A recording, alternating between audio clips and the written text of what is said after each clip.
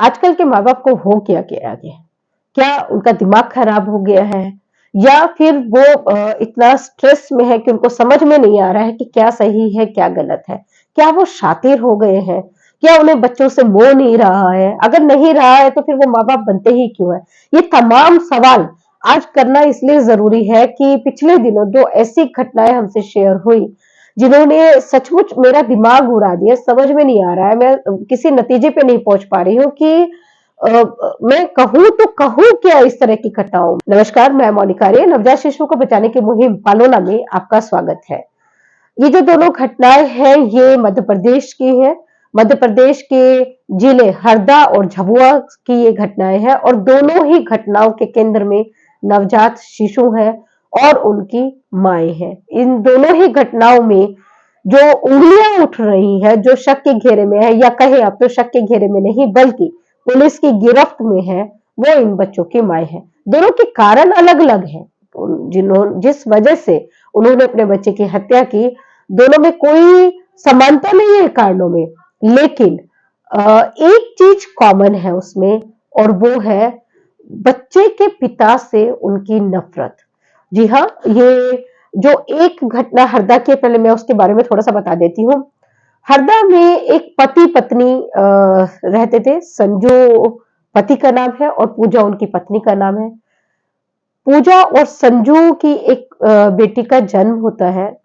10 दिन की बेटी है, दोनों के बीच में कुछ झगड़ा होता है और संजू अपनी पत्नी को गुस्से में 2 थप्पड़ मार देते हैं। वो पूजा उठती है, अपनी बच्ची को लेती है और अपने मायके आ जाती है। मायके आने के बाद वो उस बच्चे की हत्या कर देती है, उसका गला घोंट देती है और उसके बाद वो अपने घरवालों को और पुलिस को कहती है कि बच्ची की हत्या उसके उस पिता ने की है और वो सारा ऐसा बताती है कि जैसे जो संजू है वो उसको बच्ची से प्यार नहीं था और वही उनका उस बच्ची का हत्यारा है। पुलिस को भी पहले ऐसा ही लगता है क्योंकि दोनों के बीच में झगड़ा होता है, लेकिन उसके बाद पुलिस सीसीटीवी फुटेज देखती है। सीसीटीवी फुटेज में नजर आता है कि पूजा का जो पति है वो उसके घर तक, उसके मायके तक आता तो जरूर है, लेकिन वो बाहर से ही चला जाता है, वो घर में एंटर ही नहीं करता है। मतलब साफ है कि जब एक पिता अपनी बेटी से मिला ही नहीं तो वो उसकी हत्या कैसे करेगा। फिर पुलिस सख्ती करती है तो कभी पूजा फिट आने का ढोंग करती है, कभी वो पुलिस को उलझाने की कोशिश करती है, लेकिन अंततः टूट जाती है और वो बताती है पुलिस को, वो कन्फेस करती है अपना क्राइम और बताती है कि उसने ही अपनी बच्ची का गला घोंट दिया क्योंकि उसे बहुत गुस्सा आ रहा था। उसको गुस्सा आ रहा था कि उसके पति ने उस पर कैसे हाथ उठाए, कैसे उसको 2 थप्पड़ मारे और वो बहुत अपमानित महसूस कर रही थी, इसलिए उसने अपनी बच्ची का गला घोंट दिया। लेकिन जब उसका गुस्सा शांत हुआ और उसने अपनी बच्ची को देखा तब तक उसकी डेथ हो चुकी थी। ये पूजा का बयान है। अब हम बात करते हैं जो मध्य प्रदेश के ही दूसरे जिले झाबुआ में हुई घटना। यहाँ भी एक माँ ने अपने बच्चे की हत्या कर दी। बच्चा जो था वो मात्र 4 दिन पहले पैदा हुआ था, लेकिन उस बच्चे से नफरत इतनी ज्यादा थी कि उस 4 दिनों में भी माँ ने बच्चे को दूध नहीं पिलाया। तब भी बच्चा सरवाइव करता रहा किसी तरह। उसके बाद माँ ने क्या किया कि उस बच्चे के गर्दन पर अपना पैर रखकर उसको पूरी तरह से क्या मसल दिया बच्चे को। ये सोचने में भी बड़ी दिक्कत हो रही है कि कोई आम आदमी किसी दूसरे के बच्चे के साथ भी ये हरकत नहीं कर सकता है, एक माँ ऐसा कैसे कर सकती है? ये सवाल वहाँ का मीडिया भी लगा रहा है क्योंकि सबको ये गुस्सा है, ये आक्रोश है कि बच्चे की हत्या करने की ज़रूरत क्या थी? इसको बहुत लोग हो सकता है कि माँ के एंगल से देखने की कोशिश करेंगे, जानना चाहेंगे आप लोग भी कि आखिर माँ का इसमें एंगल क्या है? तो माँ का एंगल इसमें ये है कि वो जो माँ थी, वो रेप विक्टिम थी। दिसंबर 2022 में पुलिस को उन्होंने रेप की कंप्लेन दर्ज करवाई थी और उस कंप्लेन को फॉलो करते हुए पुलिस ने जो आरोपी है उनको उसको गिरफ्तार भी किया था और उस समय में पुलिस ने इनको कहा था, जो जो महिला है, जो माँ है उस बच्चे की, उसको ये कहा था कि जब बच्चे का जन्म होगा तो प्लीज उनको भी इन्फॉर्म किया जाए। और ये मामला हम धन्यवाद देना चाहेंगे वहां झाबुआ की पुलिस को कि अगर वो पुलिस वहां की सक्रिय नहीं होती तो शायद ये मामला खुल भी नहीं पाता, एक बच्चे की हत्या का पता भी नहीं चलता। हुआ ये था कि रेप के मामले की तफ्तीश करते हुए जब पुलिस वहां पहुंची, उस महिला के घर पहुंची और कहा कि भाई वो बच्चा कहाँ है, अब उस बच्चे का जन्म हो गया होगा, हमें डीएनए टेस्टिंग के लिए सैंपल लेना है, तो उसने बताया कि बच्चे की तो डेथ हो गई। लेकिन पुलिस को संशय हुआ, पुलिस को लगा कि मामला ये थोड़ा संदेहास्पद है, तो उन्होंने पूछा कि बच्चे को कहाँ दफनाया गया है। तो जो ये लड़की है जो अपने मामा मामी के साथ रहती थी, ये पुलिस को उस जगह पर ले गई जहाँ बच्चे को दफनाया गया था, गड्ढे को खुदवाया गया, उसमें से बच्चे की डेड बॉडी को निकालकर उसको पोस्टमार्टम के लिए भेजा गया।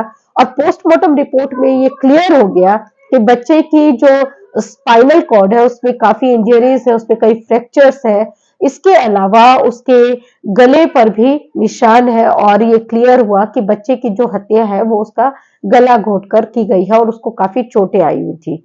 इतना काफी था पुलिस के लिए। पुलिस ने उस लड़की को तो गिरफ्तार किया ही, साथ में उसके मामा मामी को भी गिरफ्तार कर लिया, क्योंकि इस बच्चे के शव को दफनाने में और इस अपराध को छुपाने में, इस पर पर्दा डालने में उनका भी बड़ा रोल था। जब पुलिस ने पूछा कि उसने ऐसा क्यों किया, तो उसने कहा कि ये बच्चा पालन पोषण में इसके दिक्कत, एक्चुअली मीडिया रिपोर्ट्स में इसको लेकर अलग अलग बात आ रही है। कुछ मीडिया रिपोर्ट्स में कहा गया है कि ये बच्चा बड़ा होकर प्रॉपर्टी में, घर में अपना हिस्सा मांगता, इसलिए इसको मार दिया गया। और कुछ रिपोर्ट्स में ऐसा भी कहा गया है कि इसके पालन पोषण की जिम्मेदारी इस लड़की पर आ जाती, लड़की अविवाहित है इसलिए इसको मार दिया। लेकिन हमें जो लगता है वो दोनों घटनाओं में ये है कि बच्चे के पिता को लेकर एक बहुत ज्यादा गुस्सा, बहुत ज्यादा आक्रोश था दोनों माओं के दिल में, इसलिए उन्होंने की ये चीजें हैंडल हो सकती थी, शायद ये बच्चे बच सकते थे अगर इन दोनों ही घटनाओं में जो लड़की है, जो माँ है, उनके आसपास के जो लोग हैं वो थोड़ा सा विजिलेंट होते, थोड़ा सा वो अवेयर होते पोस्टमार्टम डिप्रेशन से।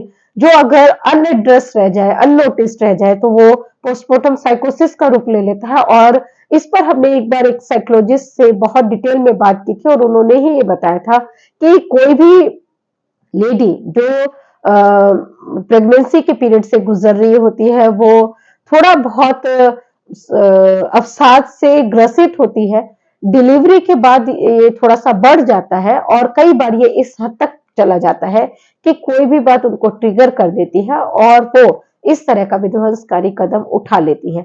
इस दोनों मामलों में भी यही हुआ। इनमें बच्चे के पिता के लिए जो गुस्सा था वो इस लेवल पर बढ़ गया कि वो अपने ही बच्चे की हत्यारन बन बैठी। अगर इसको वो नोटिस कर लेती और किसी साइकियाट्रिस्ट से वो मदद ले लेती तो वो अपने एंगर को कंट्रोल कर सकती थी। इसलिए हमें लगता है अब कि पोस्टमार्टम डिप्रेशन पर काम करना भी बहुत जरूरी है अगर हम इन्फेंटिसाइड को एड्रेस करना चाहते हैं, उसको रोकना चाहते हैं। मेंटल हेल्थ पर अवेयरनेस बहुत जरूरी है। तीसरी चीज, खासकर जो झाबुआ वाला मामला है, उसमें मैं ये कहना चाहूंगी कि पुलिस को ये मालूम था कि वो रेप विक्टिम है, पुलिस को ये भी पता था कि वो बच्चे को जन्म देने वाली है और हम इसके लिए शुक्रगुजार भी है, पुलिस वहां की सक्रिय है, सेंसिटिव है, तो वो वहां पर गई, बच्चे को की डेड बॉडी को निकालकर पोस्टमार्टम के लिए भेजा और फिर केस दर्ज किया, जांच की, पड़ताल की और जो आरोपी थे उनको गिरफ्तार भी किया।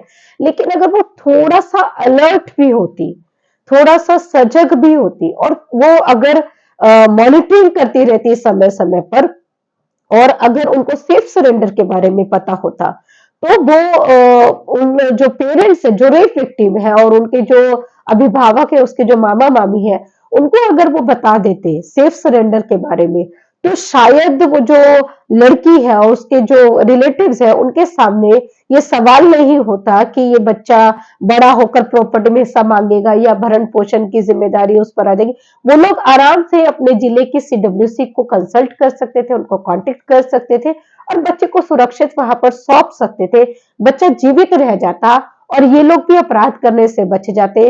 दोनों ही घटनाओं में। दूसरी घटना जो हरदा वाली है उसमें तो खैर सेफ सरेंडर का कोई सवाल नहीं है, क्योंकि ये तुरंत लिया हुआ निर्णय था, गुस्से में लिया हुआ निर्णय था, जिसमें कि एक माँ अपने बच्चे की हत्यारिन बन बैठी। अगर उसमें बच्चे के पिता ने थोड़ी समझदारी बरती होती, अगर वो समझते होते कि ये जो उनकी पत्नी है जो अभी-अभी माँ बनी है, उसे अभी प्यार की ज़रूरत है, स्नेह की ज़रूरत है, ना कि गुस्से की, डाँट फटकार की या मार की, तो शायद वो इस तरह का कदम नहीं उठाते, वो अपनी बीवी पर हाथ नहीं उठाते और उन्हें अपनी बच्ची से हाथ नहीं धोना पड़ता।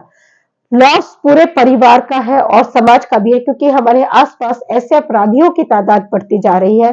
और मुझे इसमें कष्ट इसलिए होता है कि सरकारें अभी भी, ना राज्य सरकार ना केंद्र सरकार, अभी भी इन घटनाओं को बहुत गंभीरता से नहीं ले रही है। ये घटनाएं अब बहुत गहन रिसर्च मांग रही है, उन रीजंस की तलाश करना चाहती है जिनकी वजह से ये घटनाएं हो रही है, और ये घटनाएं अब चाहती है कि इनको एड्रेस किया जाए, उन कारणों को एड्रेस किया जाए जिनकी वजह से ये तमाम अपराध, तमाम घटनाएं अंजाम दी जा रही है। जैसे कि इन्हीं मामलों को अगर हमने जो हरदा और झबुआ के हैं, तो इसमें मेंटल हेल्थ का इशू आता है, इसमें सेफ सरेंडर की जानकारी नहीं होना, ये एक इशू आता है। तो इसको अगर एड्रेस कर लिया जाए तो आराम से इसको रोका जा सकता है।